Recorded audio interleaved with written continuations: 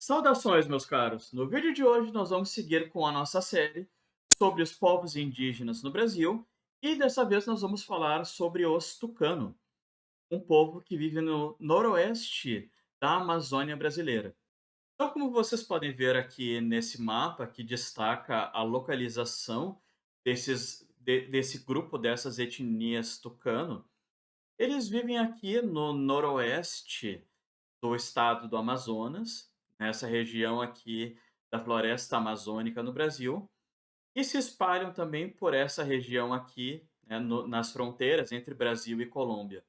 Eles vivem principalmente nas margens do rio Gualpés. São várias etnias diferentes que formam esse grande grupo indígena dos tucanos.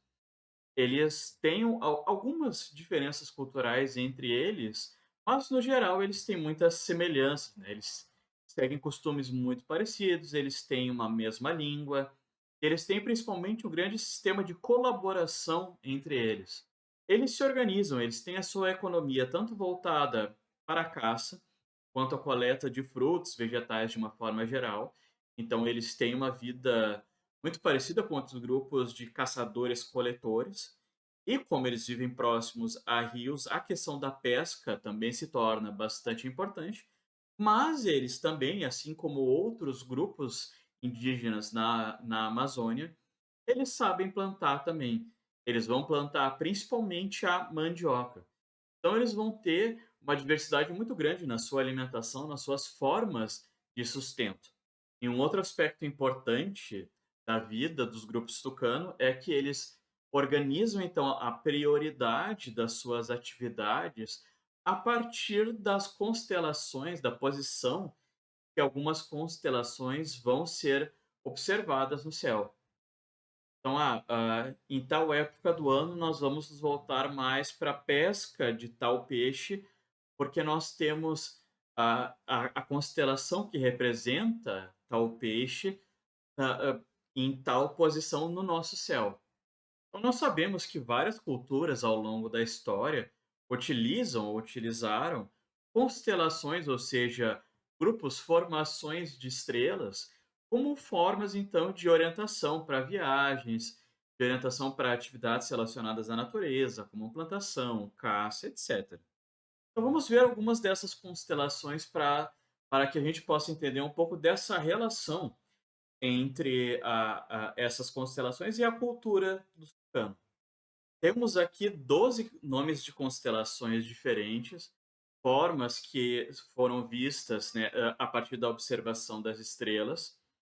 Jararaca, tatu, onça, uns 2, 3 tipos de peixe diferentes, a garça, o jabuti.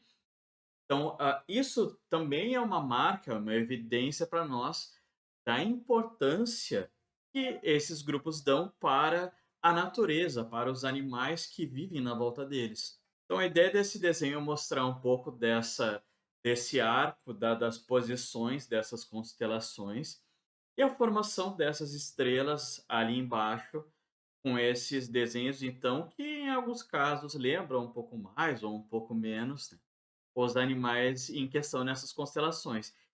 Por fim, vamos fazer um apanhado geral sobre essa cultura amazônica desenvolvida então por esses vários grupos tucano. Então, como eu falei, são vários grupos, várias tribos de várias etnias diferentes que fazem então intensas relações comerciais, relações culturais entre eles. E essas relações são feitas principalmente a partir de visitas entre familiares dessas tribos, entre casamentos, né, aí entra também a questão de consolidação dessas relações, né, entra um aspecto político de interação entre essas tribos também. E alguns momentos religiosos também são situações em que essas tribos vão interagir entre elas, no momento de alguns rituais, de algumas celebrações. Então, como eu falei anteriormente, né, também a questão dos hábitos, da caça, da pesca, da coleta de vegetal, da agricultura específica de coivar, ou seja, da agricultura que vai fazer como se fosse uma roça ali, uma pequena plantação na beira dos rios, principalmente para mandioca. uma plantação bem rudimentar, voltada para a subsistência desses indivíduos. Então, né, a ideia de plantar para sobrar, a ideia de fazer tipo de comércio, né, com esses produtos, não passa dentro dessa cultura. E para fechar a questão da religião, então, como eu falei anteriormente, existiam então alguns rituais que serviam como elos de ligação entre as tribos tucano.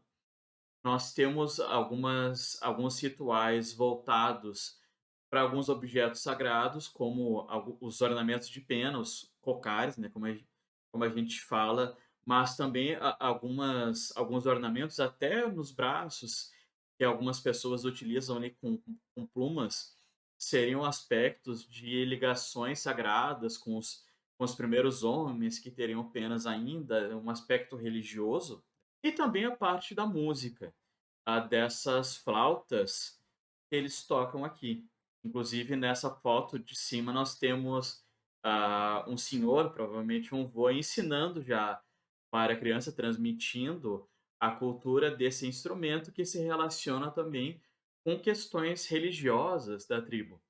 E lá na primeira imagem da abertura do vídeo aqui, justamente, aqui nessa imagem da direita, nós temos a confecção artística de algo que seria mais ou menos como um trono ritual, né, uma cadeira onde algumas pessoas sentariam para fazer alguns rituais específicos. Então a gente pode ver que ela é toda enfeitada. Existia também uma ideia de relação de troca desses tronos, dessas cadeiras, para que diferentes tribos de um mesmo lugar fizessem, então, seus rituais específicos. Algo que parece uma simples cadeira ali, na verdade, representa um objeto de interação cultural.